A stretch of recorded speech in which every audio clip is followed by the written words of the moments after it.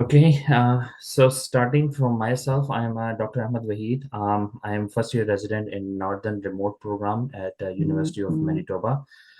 Uh, and before that, I came to Canada in 2009 and I did my master's degree in biological sciences from here in University of Manitoba.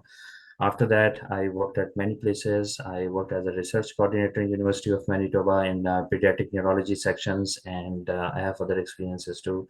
My basic training in Pakistan was in anesthesia and emergency medicine. So I was an ER in charge over there. I have a history of teaching from since 2015. I'm running an institute for teaching OSCE sessions, helping with the CARMS, helping all of that, being a mentor and all of that stuff.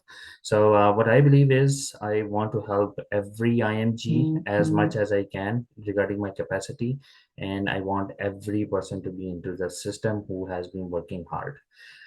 What I say is, if a person like me, because I feel myself as a very dumb person, if I can get into the system, anybody can get into the system. So the basic key is working hard, and not only working hard, but also working with focus. A donkey can work very hard. Any person can work very hard. But the thing is, where we are putting our energy in, which is the direction we are putting in, that is very, very important too. Focus energy at one point is more important rather than just working day and night and doing putting your every effort in. Okay, so let me share my own screen here with comms. I hope everybody is able to see it. Okay, so this is from the beginning. I'm going to start it. Please mute your mics. Um, and keep it mute until unless if you have any questions, which we will have a session after that, then you can ask all of the questions and you can unmute yourself. Okay, so first of all, we will press a login button, and for the people who are the first timers who have not started their registration yet, we will go into the register button, and here they will ask you whether to you are not a referee, so you are going to match for the R1. They will ask you all of the information what they want you to read it. It's up to you, and then click the registration. And after the registration, there will be whole questions for you to ask and like follow it and all of that stuff. So that's how you will do it. Once you will complete that whole payment, it will be around 200 something, which I'm not sure at this point. I opened my account in 2015. So after that, it will take like around 2 to 3 days, and then they will send you the IDs and password through your email, and there you go. You will be able to open your application. So this is the number one step. Okay. Once you will be provided with the password and IDs and email IDs for entering, you will be required to log in. Okay. That's how you will go into pressing the login button, and then you will put your IDs and password if it allows mine.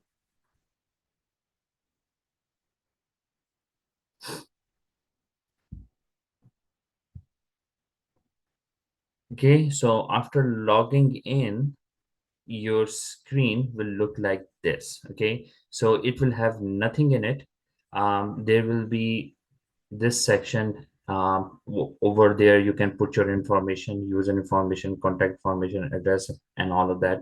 If you go into the applicant session, there will be a lot of other information you can put.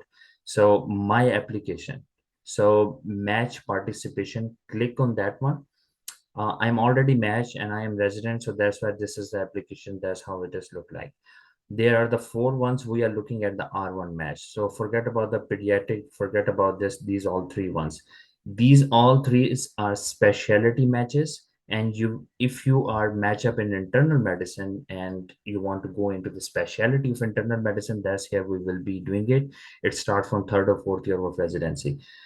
Family medicine enhanced skills, it will be from second year of family medicine training, which will be after R1. So this is a session where you are looking at. I am not eligible to participate in it because the reason is I'm already R1 resident. Um, if I'm going to click on this one, pediatric section, or let's say family medicine enhanced skills. Yes, so that's how the window will appear for you people to be matched in R1. So you will click on participate. Okay, I'm not going to participate, but I will show you how to do that. So there will be a lot of questions. They will ask you whether you have done training or no, and all of that stuff. So click, click, click, and next. And after that, they will ask you to pay a basic fees, which is around, it keep on changing. It's 300 or 400, something like that. With that fees, last year it was you were able to apply for 4 universities and 4 programs for free of cost in that fee. So fees for applying for 4 programs is already included into that $400. If you want to apply for more programs, then it will be around $40-50 per program. That will be, and you would be, they will ask you to pay for that. So that's how we will go into it. Now,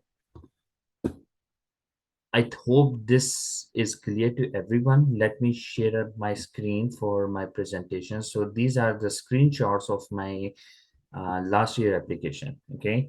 I will go one by one to all of them. Okay. So once you have submitted the fees, that's how the window will look like. Okay, so comes my information, my documents, application, my results. um, the information that what we have to fill up will be in my information and my documents. My application, my results, they will be a later information. In my information, there are 4 sections: profile, education, examination, experience. We will go with all of these points one by one. Okay, let's go with the profile first. So I have included this section, profile. I copy pasted it over here. So this is the first one, personal information around in my information. What we are going to write it down, I take out my date of birth. So date of birth, this is mandatory. Whatever information which have a red asterisk, that is mandatory. The one which doesn't have it, it's up to you if you guys want to put it or not. So for example, social insurance number is up to you if you want to put or no. If you will be matched, you will be required to give the social insurance number anyways. But it's up to you. I don't feel there is any harm in it. It's purely person to person basis.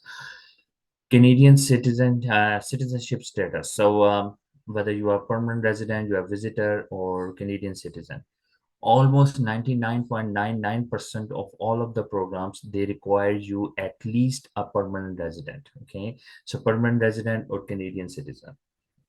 So follow that one. If you are not a Canadian citizen or a permanent resident, you would have to wait for that. Then MCC code, MINC number. Many people have the questions where we have to find this.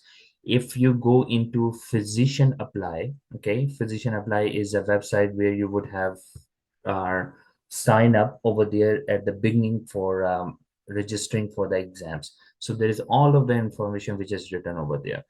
You can go into that and you can write down the information here. Okay. Um, if you have applied for the USMLE, and you can apply over here. So these all the codes. If any information which is written in physician apply, you can post it here. NRMP ID, AAMC ID, if it's not written in physician apply, don't worry about it. And also, this is not a red thing. Red thing is MINC number. That is more important. I would say you enter the MCC code too, because everybody would have that one. Otherwise, you can skip it. Okay. The next one is language skills. Put the language as much as you can speak. Okay. Now they ask very typically whether you are able to communicate with the patients or no. So write down the language which you are able to communicate. And communicate not only means speaking, it also means listening too. Speaking and listening.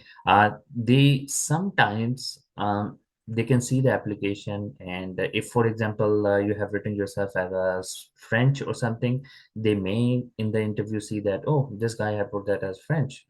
They may ask you something questions regarding that, so please don't fake it. I have seen people who have been into the trouble because of this. This is why, like, I mean, it will not be a negative point right away written on that, but you will not be a good person in front of the eyes of interview taker. So please don't fake it. Okay. Okay, so the next is licensure. Licensure is very, very important. Okay, and there's a many confusion between the people in the people's mind. So now, I before entering into the system, I had a license of clinical assistant. Okay, and this license was through College of Physicians, Surgeons and Manitoba (CPSN). I did ask these questions from CARMS. CARMS said me that you should not be writing it, but I have my own explanation. So I was able to take histories, do physical examination, and I had the rights to write down the prescription and everything. So this is a practice license. So I did wrote it as a provisional restricted special license. Now, Ontario, I know Ontario people, they can work as a clinical assistant, but without the license. So for them, there will be no license for that. Alberta has a license restrictions somehow. If you are working in a private sector, you can work it, but if you are going to work in a government section, then you need to have a license for it. So if you have it, you can write it down. Similarly, other provinces, if you have a clinical assistant license, or if you have, many people I have seen, they have done extra degree of physician assistant. You can also write it down over here. Okay, and then later on, so people who have not done any house job or training and they just recently came up from their home countries without doing any practice, probably this section will be no for them because they would not be holding a licensure. But if you have the licensure, there you go, write it down, yes, and then explain it. And what I did in that, I had two licenses, right? One was the Manitoba one, and one was of many of my home country. So I write down as a number one provision restricted license, and I explain that. And then on the number two, I wrote down as licensure from Pakistan, which I wrote the explanation down. Now, if you will click it no, let's suppose you have a clinical assistant license, but you don't have any license of your home country. You will be writing it down as no. You would not be able to explain the things in this section. So, so it's fine. You can explain that in the interview if they can ask, and they will ask about your practice. So this is one of the very common question in the interviews. Tell us about your practice or something, or any question like that which sounds like similar. They want to know what kind of a practice experience you have. So this your answer should tally along with the information what you have written over here. If there is any discrepancy, they can say that, oh, information is misleading or something. Or you think that there was something new amendment after the application filling and submission, explain that in the interview. Okay, that I did actually wrote it down over there, but after that I had this much changes and I have my practice of this thing. Okay, I can see that there are some questions in the chat room. I will go with write it down. I will go with all of them one by one. Okay, later on. Okay, so now I think my information has been gone. So now the next section is non-medical education. So many people also have confusion for the non-medical education. So any degree which you have received other than MBBS, MD, BMBS, I know many countries have the different names of this medicine degree. So any degree other than the medicine degree, it should be mentioned here, but after the inter. So don't after the 12th grade. So please don't write any information before that. I did pass my high school, all of that stuff. So that should not be there. Anything you did after that, that will be here. For example, I did my master's in biological sciences. That's what I have written down in here. If you have any more, you can always add a plus sign. You can click on the plus sign and you can write down the information there. Okay. Uh, yeah, so medical education. So this is section in which you will write it down about your medical degree. Now there are many people who have attended more than one medical school. Okay, for example, some people who have spent 2 years in one medical school and 2 years another medical school, 1 year another. So they typically ask you how many medical schools you have attended. Okay, so you can click the number and that's how the options will come in, and you can write down the information of all that what it is. The people who have done degree from Pakistan, you can take a snap picture of that. This is the information which I have written it. Now all of these, they have a specific character or words, characters maximum. Um, so please write down the information into that, otherwise it won't be saved. Right now, there is no save button in here in my application because I took the snaps when the application was submitted. Before the submission, you will have on the right down lower side save option. So write down and always make sure that you write down between the characters, not more than the characters, otherwise it will not be saved. Okay. If your degree is a little bit similar to that, I don't have, I'm giving the rights of these. So you guys can write down this information. Okay. So the next section is undergrad clerkship electives. Okay. So there is also too much confusion about this. Point number one is the main thing is that if your MSPR, medical school performance record, have all of the undergraduate clerkship electives written in it, okay, please do not write anything in here because they are already mentioned in there. My MSPR did not had anything written in it. I requested from my medical school, please include all of that. So I am a very old, like not a very old graduate, but I am an old graduate. So they said that we do not have the records of yours, so please don't bother us. That's what they told us in a nice words. Please mention it by yourself wherever you can. So I had to write down all of the electives which I did in my whole medical school career. Okay, but now every medical school in the world, they know about it. So in MSPR they always mention about what are the rotations they have done it. So if they are written in it, please don't bother to add anything in it. If not, then go ahead and write it down all of the information. If you have forget what kind of rotations you have done in that, so try to find out your friends, um, who were your colleagues over there. So ask them like, hey, what were the rotations which I did at that time? Many times people forget about who was my professor along with that. So you need to write down the name of the professor in each ward. Like for example, OB-GYN or pediatrics, who was your professor, who was your preceptor or something like that. So you need to write down the name, otherwise that will not be, it's a red sign over there. So ask your colleagues in that. Okay, so it's a very compulsory information to write it down. Okay, so postgraduate training and internship. So this is also very confusing for some of the people. What to write it down in it. So any kind of like, if a person have done the medicine degree, whatever the wards they have done during the medical school career, they goes into this section, undergrad clerkship electives. After the degree, whatever the wards or internships or postgraduate trainings that a one person has done to get the license, they will come over here. Okay, for example, I had my MBBS degree of 5 years, and after that we have a house job of 1 year in which we have mandatory medicine and surgery rounds. So that's what we have, medicine or near to the medicine. So I've done in medicine, I have written down anesthesiology, I have written it down. After that, there was another 1 year degree which I did. After many many years, I went back home, I did 1 year diploma in family medicine, and that's what I have written over here too. So any kind of training except fellowship. Fellowship has another section. Okay, so fellowships will not come into this section. Now there are some of the trainings. For example, I'm forgetting the name of that. It's just an exam. It's just a certifications. So there is no ward trainings or in which there is no patient exposure. Nothing. Those will also not come in here. Those are not the internships.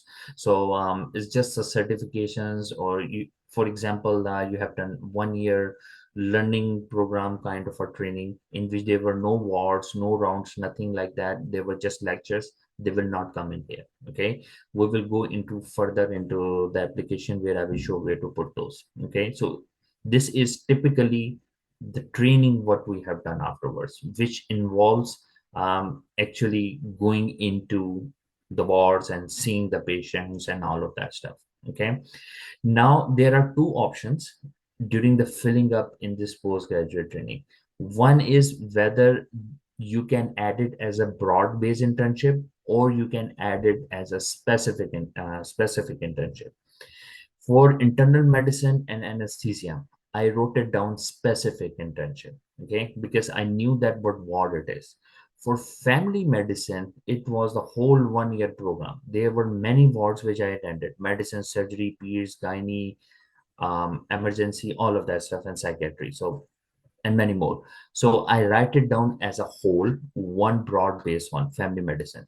And in that, I explained in comment section what were the wards which I did. Plus, I wrote it down some extra information into another section, which is residency electives. Okay, what I'm doing. Okay, before going into residency electives, let's speak of one more slide. So this is the family medicine, because many people have the confusion for this one too. Family medicine, Pakistan, name of the institution, city, province, supervisor who was for the whole training. So this is not for the specific wards. It is for the whole training who was that. And then start date, end date, and all of these stuff which I have written over here, like what I did, 2 months of this, 2 months of this, 1 month of that, and this and that. So this is the family medicine which I have opened it to show it. This is different from anesthesia and internal medicine, in which we will write down as a specific internship, not the broad based. Okay. So please make sure that you pick up the one that is you think that will be specific for it. Now, when I will be going into the residency electives, so these are the electives which I have written one by one of all the family medicine training which I did. So if you did some of the training in, let's suppose you took 2 years diploma in ophthalmology or any other field, right? So what were the wards, what were the rotations that you did in that whole 1 year or 2 years, that will be gone in here. And you would have pick up that one as broad-based internship or postgraduate training over here. So anything that you enter in this section as a broad base, you can enter their specific wards in this residency electives. Anything which you have picked as a specific internship, like anesthesia, internal medicine, you have already written it here. There's no need of writing it down here. And there is no need of writing so many detail in comment section. Nobody is going to read it. Okay. Like for example, over here, it was very to the point specific that what were the wards I did. I have seen people writing it down that, oh, I attended these wards, I have attended emergency departments, and I had the opportunity of working with the people with the vast majority of experiences on other. No need of writing that. Your application will be very long. Nobody is going to read that. So please be very specific. Emergency medicine. I did 1 month of emergency medicine as a part of my family medicine training. That's it. One line. Finish. Okay. Um, so please make it concise, your application, and very attractive. So people don't want to read down the details. They just want to see what you have done. And if there is a written as emergency medicine, what was a part of that? That's it. No need of going into huge explanation. Okay. So non-clinical training. So in non-clinical training, every kind of 1 day course on any kind of things, you can write it down. For example, I have written down all of my extra certifications like ACLS, BLS, PALS, NRP, and they are not mandatory to be written as a part of the medicine. It can be anything other than the medicine too. For example, like during my practice in Pakistan, I did a course of mandatory course of dengue infection over there because it's too much over there. I entered it here. During my master's degree, I took a course of radiation safety because the research which I was doing that involved actually radioactive material. So I had to do that. I had to involve with the fishes, so I had to take the course of that. I have also written it here. TCPS2, this is a research one. So see, it's not related to the medicine, but somehow it was related to the research. I did some extra certifications. I will be writing it down here. So it's just like a 1 to 2 days course or something. You can write it down here. Okay. So the word non-clinical training is misleading here. Okay. It does not mean that it is anything which is not related to medicine. No, anything which is related to the medicine, you can still enter into it, but this did not involve as a regular diploma or 1 year program or 2 months trainings and that stuff. It was just simple short courses what we are going to write it down here. Okay, I hope that makes sense to everyone, because this is one of the confusing thing. Okay, now second section comes in. Okay, the second section, the first of one will be physiciansapply.ca transfer. Very, very mandatory thing. Without this, nobody will be able to submit the applications. Go into this section. Even if you have not started your application, please go into this section and click on this, connect to the physicianapply.ca. This is the area where you will click it, and it will take you to the website of Physician Apply. Put your ID and password, and then it will ask you what kind of documents you want to share with CARMS. So pick up all pick up all the information that you want to share, which will include your scores, NAC exam, QE1, QE2, LMCC, everything. Okay, whatever that they ask, for example, passports and identification documents, you can also share that if they are valid. My one were not valid at that time, so it's fine. I entered that separately into the document section. So without this connect pressing this button, you will not be able to submit it, so please do that. Secondly, there is also one confusion. People who have submitted application last year or previous years, do they have to press it again to connect? Absolutely yes. Even if you have submitted application in previous years, please press it again. Every year you have to press that again. Okay, so please don't forget to do that. I had a one colleague of mine who did not submitted it, and she missed actually that cycle because of that. Okay, okay. United States medical license examination, if you have that, go ahead. I didn't have it, so I got matched without it. Now many programs I know, they give preference to the people. There is some points in their application. If you have your assembly, they give you a little bit importance, but it's not mandatory. So if you have not done it, it's fine. Now, I will explain this later. Okay. Uh, Language proficiency. Okay, so this is regarding IELTS and OET and PLAB, and not the PLAB, sorry, or TOEFL or what, or cell paper, something like that.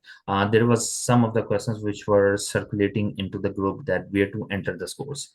So this is where you will enter the scores. Okay, so go into that, press the plus button, and then enter OET or whatever exam you have given.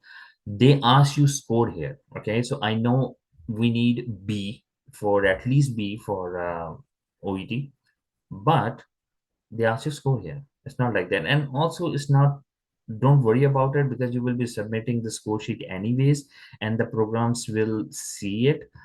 This is just for the system to pick it up whether you are eligible for the whole application or no.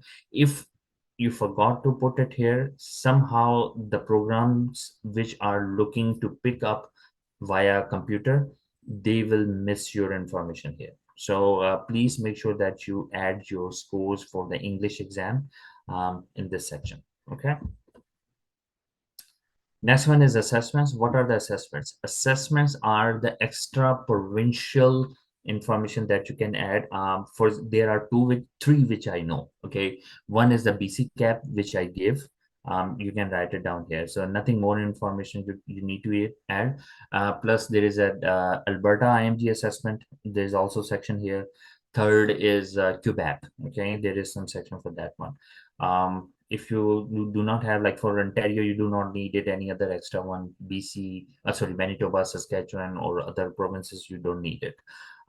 So the only difference is if you are entering this information here, then system will pick you up that you are eligible to apply for BC.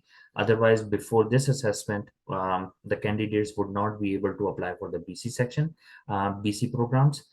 So system will not allow you to go until unless you will pick information here added. And also after adding it, this is also need to be confirmed from the programs. It's not only that, oh, I have entered it, there you go. So I am eligible for it. Programs also send specific names of information, like of the people that, okay, so these are the people who have given it. Um, Please, they are eligible to it. So you will be able to pick up the programs from BC. Now, if you are not able to get a BC cap um, name, you want to apply it, you won't be able to apply it because you will not be given option of applying into that program, which I will show you later. Okay, certifications. This section is not for us. Okay, this is sections is mainly for those people, let's suppose, who have, let's suppose a guy who has done the whole training in neurology. Okay, now they are not able to find any job of the neurology, so what they do is they go and apply for the family medicine. Okay, and they say that, okay, I would have at least a job surety.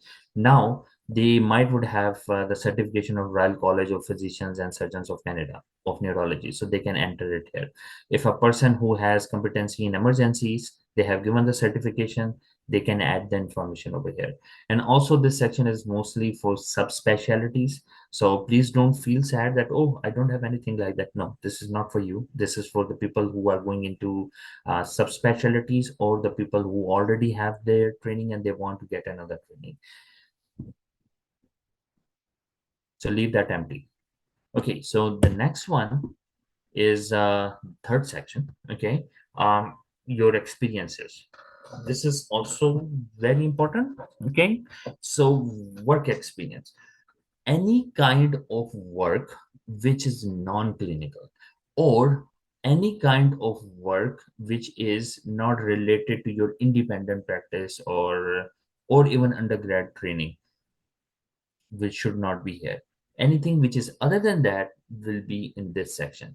Like for example, I will show you. I worked in when I came here as a survival jobs. I worked here: customer service, managerial experience, 7-Eleven, Max Store, Kane Construction, Wendy's, Securitas.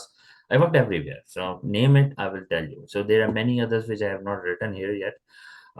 So I just merged them into one.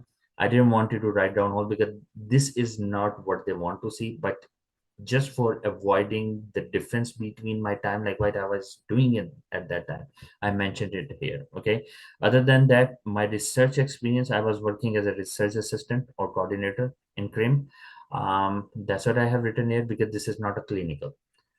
Postgraduate training and that stuff, it should not be entered here. It should be entered into the undergrad or postgrad, what we have already seen. Now, there are some experience which is a volunteer. Volunteer experience should not be here. So these are all the jobs which you have been paid for. Okay, like you have worked in a morgue or somewhere, like, okay, pathology assistant or something, any kind of assistant, ultrasound assistant, let's say. So that's not your clinical practice. Pathology ultrasound assistant is assistant job. They don't count it as a practice. So that will be here. I was teaching a lot and still I'm doing teaching. So that is what I have written here. So I hope this makes sense to everyone that what should be entered here. Okay. Now the next is scholarly activities and research. Any kind of research. If you have spent one day in a research, enter it here. Okay. Irrespective of that research has been published or no. I have like a 20 or 30 or something like that. If you see this section, it still goes on down. So any kind, whether it can be a work. So for example, I was working over here in research assistant here and research assistant here. What kind of researches I have done here, I have written over here. And also I was doing as a volunteer to a research in Victoria Hospital, so I have written it here. Also there were many other during my career of when I was doing my masters. There were some of the papers which were not published because the information was not too much. I have also written it here. Whether they are published or not published, even one day you have done and anything in research, it should go over here. Okay, so please write it down. And do not feel sad if you do not have the research experience. Okay, so that's the one thing which I have seen for, hey, Dr. Ahmad, I don't have the research experience. It means I don't have the chances. No, it's not like that. Take my words, CARMS is a salad. That's how I always look at it. What does a salad means? Salad means if you do not have one ingredient in your salad, make your other ingredient more so that you will get more points. Okay. Work on the other ingredients too. Yes, research do have some of the points and weightage in application, but if you are going to pay your attention all of that over here, you might would be able to miss other information too. So please work on the other sections. Okay. Many people who are fresh graduate, they say that, oh, I don't have the training and something like that. Don't worry about it. You are a fresh graduate. Okay. Work on the other sections, on the research. So there was a one lady who asked me this question that, Dr. Ahmad, I don't have any working experience. I don't have any undergrad, any postgraduate clerkship or anything like that. Do I have the chances or no? She was fresh graduate. She was 2 years behind. She was like for 2023, she was applying and she was graduate of 2021. Come on, it being only 2 years that you have been graduate. They are not expecting from you that you would have a lot in your applications. It's understandable. But now, I was graduate in 2006. If I am graduate from 2006 and in my application there is no information like that, it's empty, this is a problem. Okay, because they say that, hey, you were graduate in 2006, what you have done so far, you did not work anywhere, you did not have any research experience or anything like that, then it's a problem. But for the people who are fresh graduate just 2 years back, 3 years back, right, or even 4 years back, they're not expecting too much from you. Okay, so it's fine. So if it's empty, it's totally understandable. Okay, and that's what you can explain into the interviews too. Okay, so please don't feel bad for that. Start working on other sections. Okay, don't think about that, I don't have experience and all of that stuff. Okay, so volunteer any. Dr. Wahid, could you please expand one of those and show us, for example, what explanations you add for each research title? For example, one of them, What you mean, sorry? like one of them, just for example, the tasks that you, I mean, your role within each title. I mean, if you can expand one of them and show us, for example, But what elements are important. these are the pictures only. Okay, so these are, Oh, okay, I because see. my Oh, okay. application is closed. I took the pictures because I might would be able to help some people in the future. Okay, so that's how I did. So we should mention in details like the CV that we say, for example, in the passive tense, that the past tense, that what we have done in each kind of role in each Yes. research title. Every comment section has some of the words. Okay, Okay. so always make sure that you follow those words guidelines, and you can write it down a little bit about what you did in that research. And if I'm writing it down over here, so let's take the second example, international pediatric stroke study. That was the name of that study. Okay, children hospital is the location where I did. Okay, and these are the dates which I did.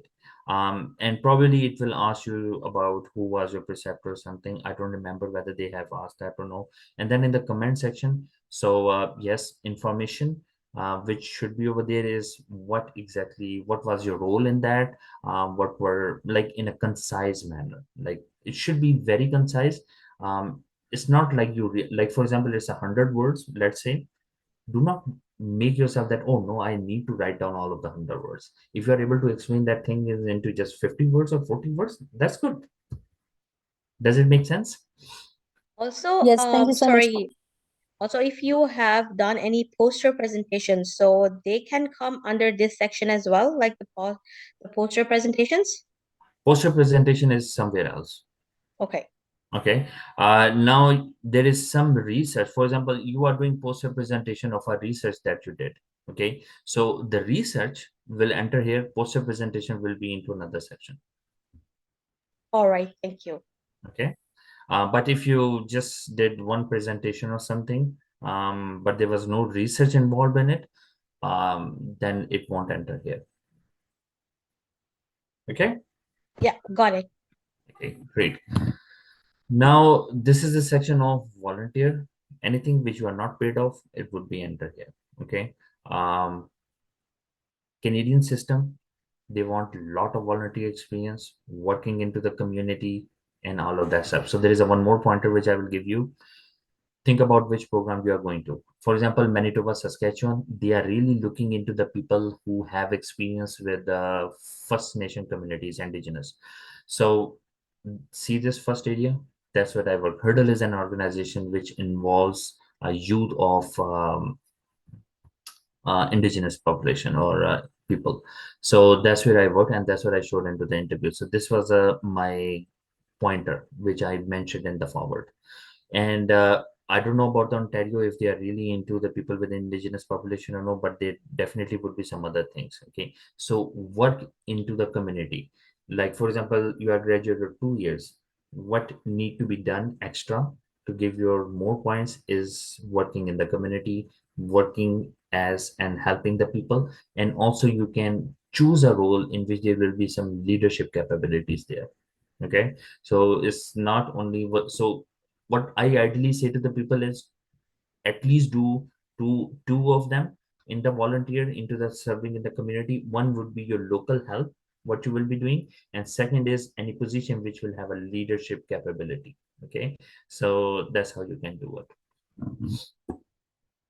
For example, I will show you judge. That's what I did in 2016. I was judge for students. So that is kind of a leadership.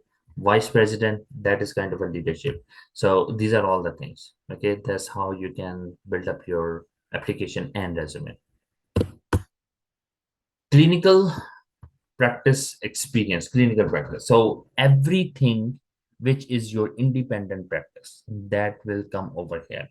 Now, people who are working as a clinical assistant in Manitoba, it is almost like an independent. They say that it's not independent, but it is almost like the people they who are working right now.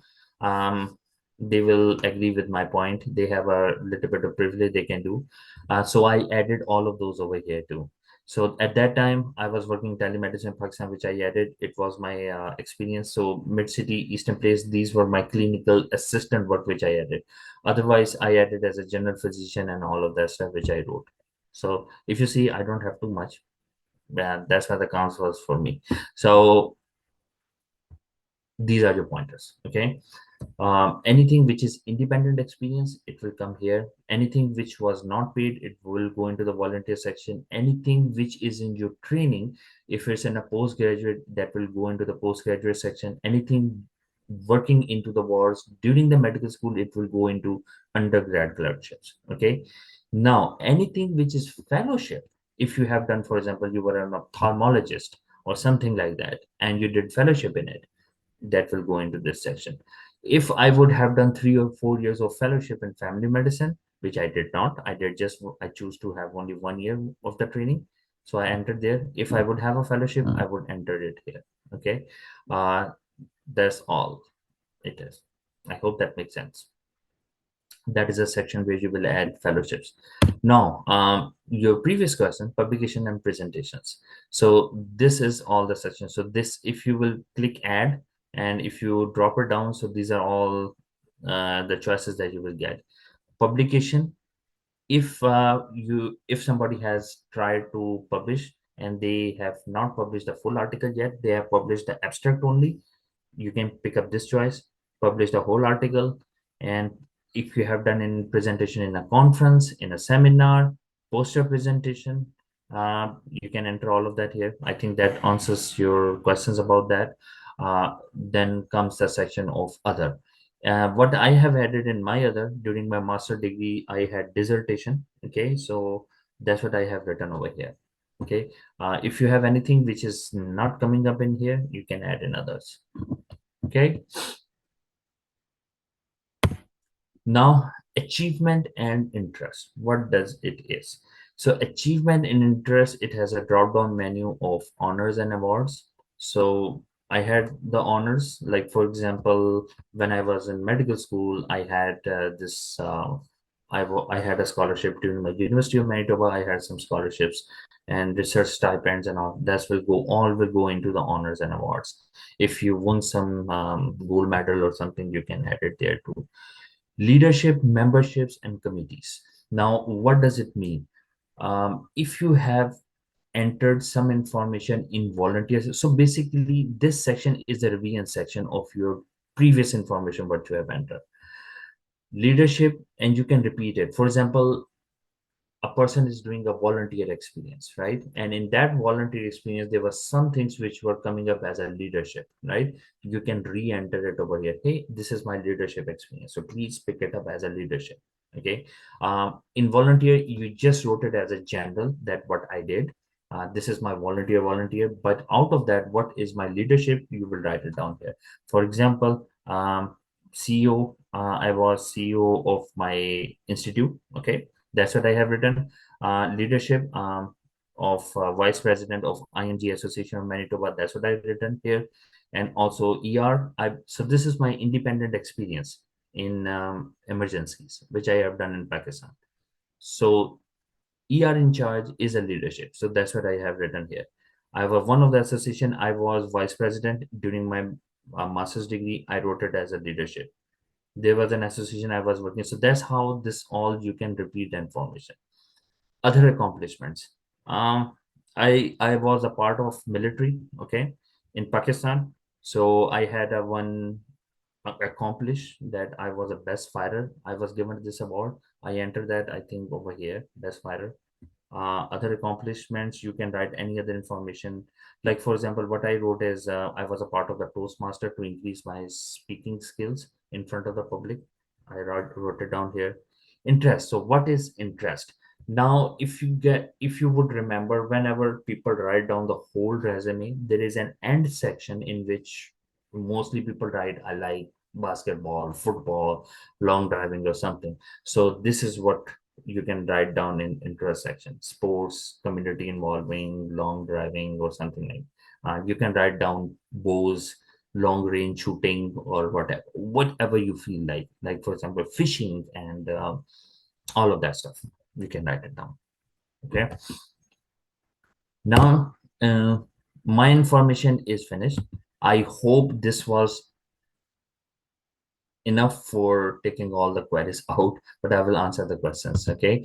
Now, my documents. In my document, these are 6 sections. Let's start one by one. Personal letter. Okay. Now, personal letter. Please, I will show you after going through all of that how to write down the personal letter. Every program description, they have written what kind of personal letter, what they are wanting for them. Please stick to that. And what is the point of personal letter is, please try not to repeat the information what you have written down in the application and in your CV. Personal letter is about yourself, what you are, other than these two areas what you have mentioned in your resume, like what you are as a person. That's what they want to find out from you. I did my graduation in this year. I did my master's. I did my independent practice. I did postgraduate. This is all the information which is already written. Why you want to be as a doctor? That's what they want to know. Why you want to choose as a family medicine? Why you want to choose internal medicine? What were your events in the life? What make you to choose this? How do you see this program will help you in the future? How you will be able to be helpful to the program? So these are all the examples of the questions many programs they ask. Okay, and you can answer them point wise or one by one. It's totally up to you. I would say do not write down as number ones. It should be an essay base. That's how you can do, and you can add multiple personal letters at one point.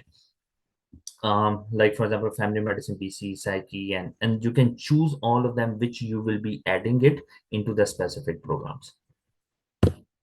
Reference. Okay, so I mark them now. So every now there is a query about the reference letter. So there are some of the references which are structured references. For example, family medicine has structured. Emergency medicine, if you are going to apply for that, that is also structured. So the references which are structured, they are specific to that program. For example, family medicine structure, it will be for the family medicine. You cannot use that for any other program. If one is, like, for example, I try to apply in psychiatry. Psychiatry was normal event, normal reference, right? Reference from your supervisor. So you can apply that reference into any other field too. okay, in which it's not a structured one. But if a structured one, it should be only specific to that one. Okay, I hope that makes sense. Okay, this is one of the example how you fill it. R1, write it down, specific discipline, family medicine, and all of that information down. Okay, and after filling it up, you can click on OK, and all of the sudden it will be sent to them. And once they will fill it, you will know it that it's been filled up.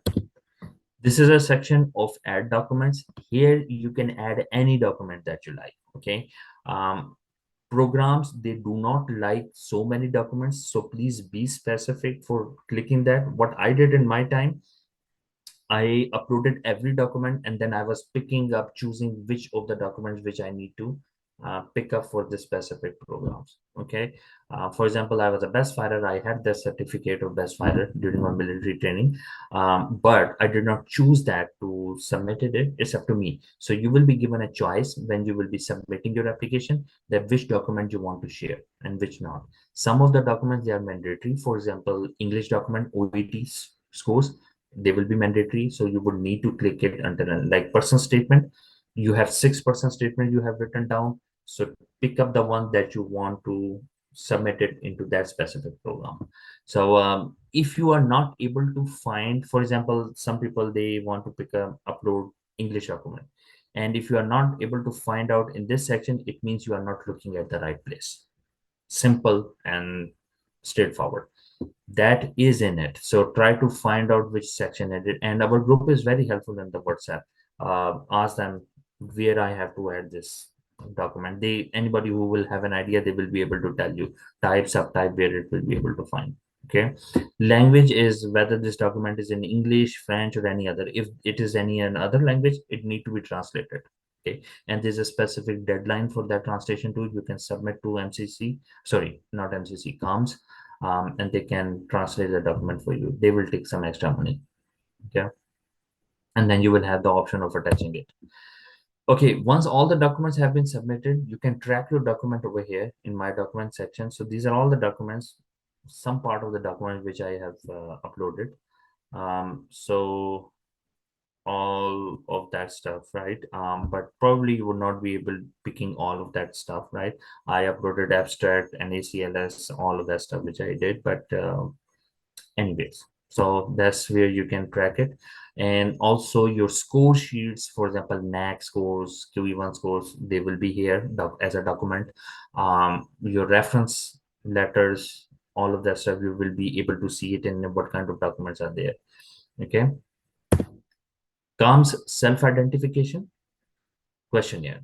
So this questionnaire is not mandatory. It's just for research purposes, like what are the people who they are picking up. Is totally up to you. I did submitted it for my hand, and I showed myself that I am a visible minority. It's totally up to you. I would say that go ahead, fill it up. Okay, there is no harm in it. Don't feel that okay, so I will be discriminated. It's not like that. If that would be the case, I would not be selected in the system. I did submitted it, and I submitted in every program which I applied, and I am in the system. Okay, so don't feel that you will be discriminated if I will write myself as an visible minority or some other person. Okay, then comes my application. So this section will not be highlighted, okay, until and unless there will be a time for that. Right now, at this point, my information and my document section is highlighted. Once it will be a time when you will be able to apply into the programs, this will section will highlight. Okay, how you will go, you will click up on the match participation and you will answer their questions. Okay, that whether you are eligible or no, and all of the which I already showed you into the start of my presentation. That's how you will do, and then they will ask you to fill up some fees for the match participation and all of that stuff. Declaration is very important. We need to do it. So fill up that hole, that whether you were involved in any criminal activities or no, and whether you are in practice or no. If you are in practice, I wrote it that I am presently in practice because I was working as a clinical assistant. I showed my clinical assistant work as a practice, and in Manitoba, it is actually a practice. CARMS, specifically CARMS people who are trained to answer these physicians or candidates, they don't know about this thing. So they probably will say you no, but I will say you please click the present one. Okay, now this is application to the program. Once applications will open, this section will highlight, and that's how it will look like. Every section you will pick up, first apply for the program, they will show you everything over here. So right now it won't be able to see you, but I'm just letting you know so that how to be helpful, right? So you click that. Before that, they will ask you to fill up this section. So without filling up this section, you will not be go into forward into filling all of those applications. You need to show whether you are the part of NRMP or no, what NRMP and those statuses are, whether you are participating in any residency match in US or somewhere or no. These are the things. So if you are not, then you will be able to apply into the first iteration. Okay, and then you can click the plus option, and they will show you all of the programs where you want to apply. So first four programs will be free. I mean, it's not actually free. It is their fees is actually included into the fees which you have submitted to apply into this R1 program. Okay, and these are all the programs which I applied. So I applied in University of BC, Manitoba, Saskatchewan. These were the three provinces which I applied. By the way, I didn't apply in Ontario. Okay, so this is how it will. So after once you have submitted your application and you have given your interview, after an interview they will ask you to submit a rank order list. So what does a rank order list means? Like which are the programs that you really want to go in as a first choice. Okay, so I picked up the Northern Remote program as my first choice, and that was the area where I was selected. um, and you can prioritize by yourself. Okay, now it do matters. The people who select as a first or second the choices should do it very wisely. They say you and I say this, and somehow I agree with them that please select the program which you really want to go in. But there is a pointer of that misleading point is, for example, your interview did not really go well into that. For example, Northern Remote program or family medicine program in University of Manitoba, I pick up as a first one. I want to go over there, but my interview I messed it up, and I know that I messed it up. If I will be putting this one as a first one, probably I won't be able to match, because the reason is programs also submit their rank order list too. It's not only that we do, they do too. So from our side, we have our rank order list. From the program, they have the rank order list that, oh, I want to have this person, this person. When they match with each other, tackle with each other, that's how the person is being selected into the program. So you don't want to pick up the one in which your interview was really bad. Put it into the somewhere last, irrespective of how important, but it's totally up to you. If you really want to go into only that program, because I know one guy who wanted to have a gynae. Okay, and he said, whatever I do, I want to go into the option gynae. Okay, then whatever the interview would be selected, whether you did perform well or bad, choose that one, because that is a one hardcore thing that you want. Okay, go ahead, pick that one rather than picking the other stuff as a first one. Okay. Okay, so once you have picked up all of that, right? Rank order list submitted, and match day came up. So my results, match results, this will not be highlighted until unless that will be a match day. So once you will click it, you will know it whether it's accepted or not. So this is last year one. I was selected in my match. Um, there you go. So that's how you will do. Okay. uh that's how we should be doing it, right? So okay, so before going into the questions, I want to show one huge query which many people has it, which I feel sometimes sad that why don't people know it. Okay, I think everybody will be able to see my screen. Okay, CARMS.ca. This is our website. Okay, very simple. Go into the R1, please and thank you, and then go into the program description. Many people say that, oh, this program want IELTS or no, this program want OET or no. For example, I want to go and apply into the family medicine program, okay, of University of Manitoba. Just select by University of Manitoba, family medicine. You can see the number of the seats, how much they have done. Now I want to see the Northern Remote program. Let's take the example of this one, okay? And every program discussion is almost a similar like that. You can see over here what are the requirements of this program. Please read it down. They have the Zoom information sessions here. Please attend these ones, okay? Many people, they don't attend these ones. Please pay attention of that. If you are Manitoba, you want to go into that, why, I will show you guys why, okay?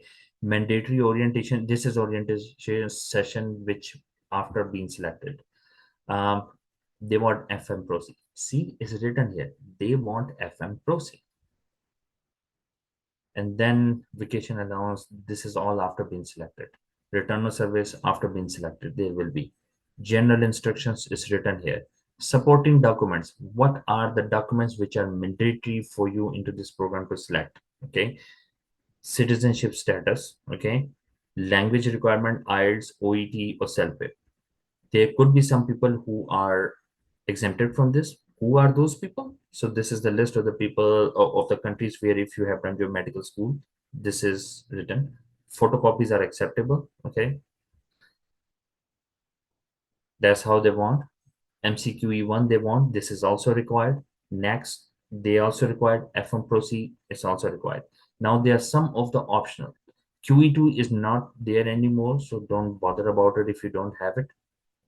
Reference documents 3. Now this section is written here, the detail what they are looking into the reference. It should be structured. So if you're looking at how it should be, right? So go ahead and read that. What are the things in the reference which are needed? Okay. Additional documents required, mandatory. Without this, application will not be processed. Is medical school transcript, and this is through your physician apply. Okay, so you will be able to share it. MSPR, medical school performance record. Either college can share it, or you can share. You can upload this document by yourself too. So there are two choices.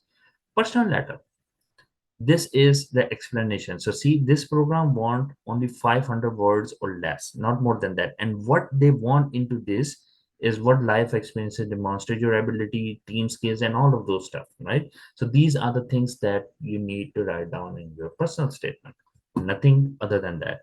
CV, FAMR, they do need FAMR, although it doesn't mean anything, but they Sorry, do. I have one question. Sorry. Go ahead. So they have asked in what ways you're connected to Manitoba. So if you're applying outside of Manitoba and you're not connected with Manitoba, so how would you address that part? Because that's very important. Every province, they pay preference to the people of their own, okay? So that's the one thing. Now if you don't have any connection at all, well, what you can do. But now, what does the word connection means? It's not really means that you will be able, you have been living over there or no. For example, you have a family or friend over there. What they are really looking into it, whether you would have the problem of surviving into this province or not. Okay, so I've seen many people, they have some friends, they have some families, they do mention that in personal statement that I have these. So this is your connection, okay? Like for example, you are in Ontario and you are living in one of the rural areas, and you want to apply into the rural area of the Manitoba. That's how your connection, you can explain that, oh, I have experience of working in rural and I really like the Manitoba rural areas, and this and that, I have seen it, I have heard about it, I would not have any problem into surviving into that. Does it Thank you make so sense? much. Yeah, that explains a lot. Thank you. Good.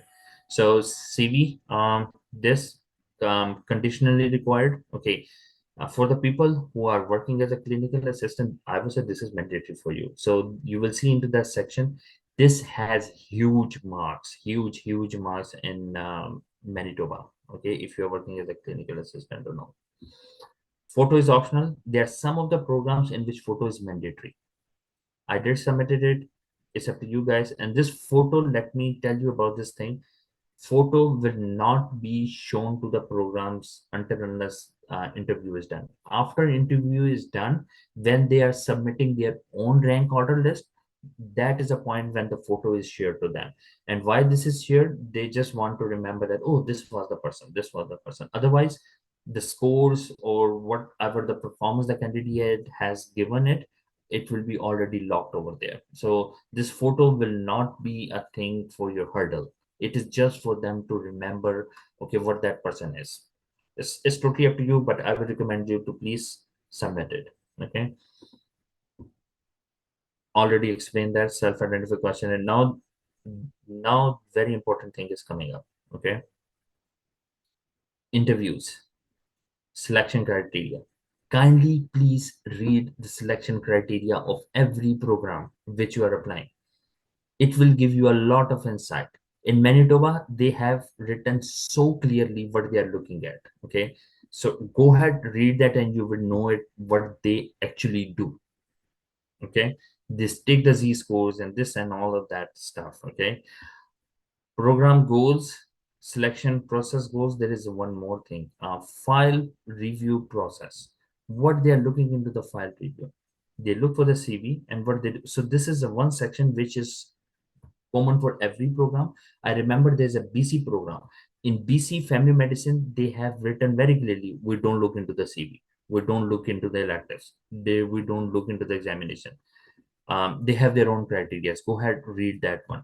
Now, this program in family medicine, what they are looking into the evaluation criteria for the file review process, because they give the score for the file review, and that's what we have discussed right now. Okay, so transcripts and all of that stuff. Okay. Yes, Iman, you have a question. Yes, so you mentioned that it's important to go through the selection criteria. Is it important to get an interview or after the interview? Like, is it for the preparation or for the application? So you have submitted your Mhm. application, right? Okay. Now they will do their initial pickup criteria, Mhm. run your file into the computer, like Mhm. you have the scores or some program, or you have the English requirements, you have personal statement given or no. And then the manually a person will sit and they will give your whole file a score. Okay. So what, and then your scores will help you towards the final selection into your, like, there will be a file score, review score, there will be scores of your NAC exam, QE1, your interview scores, and everything, right? And then it Yes. will be a final score which will tell the program that, okay, so this person is ranked on number 1, number 5, number 10, number 20, number 25. Okay, so how they do the file review process, this is what it is written here of Mhm. every program. Okay. Thank you Okay. so much. Yeah, now it's clear. Yeah. Yes, Rakshanta. Hi, Dr. Ahmed. I had a question regarding the ranking. So you said that we're supposed to rank the programs as well.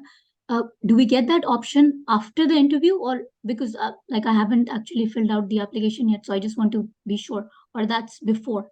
Because how will I know before that whether my interview went well or not? So interview, one thing is there is a specific date of opening the rank order list, which is written on the website of CARMS, like the dates and times. And mostly it starts right away when you have started giving interviews. Okay. And there will be enough time after finishing of interview when you can submit your rank order list. So I will advise everyone to please submit the rank order list once you have given all of the interviews where you have been called for. Oh, Okay. okay. Yeah, thank you. And one more question regarding the BC cap. So there is a section that allows you to fill that part. So that is only if you have applied for it, or if you got called for an interview for an MMI or whatever. Yeah, so they on their website we need to apply for the BC cap. I think their names have been announced. So the people who have been selected for the BC cap MMI, they will give it and they can fill it over here. Without BC cap, the candidate IMGs are not able to apply in any of the program of the BC. Oh, okay. Okay, Thank you. no problem.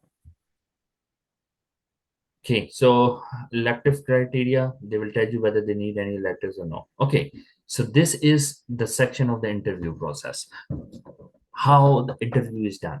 There are many programs who do the MMI programs. There are some in Ontario, like in the psychiatry or somewhere, subspecialty, they do the MMI rotating. But this interview, which I am program looking at, this is panel one. So there will be 3-4 people in front of you, and they will be taking your interview.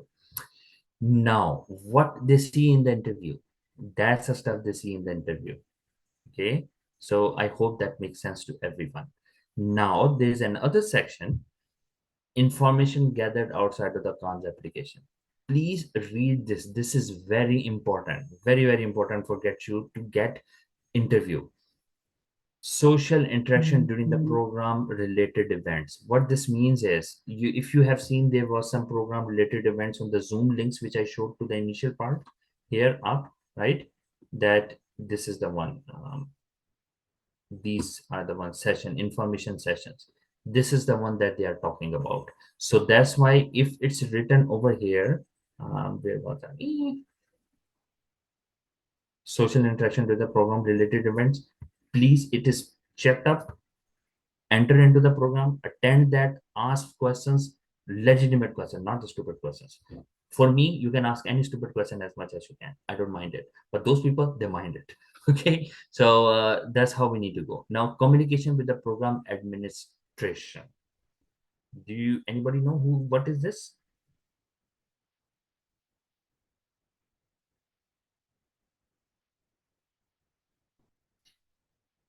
What is program administration?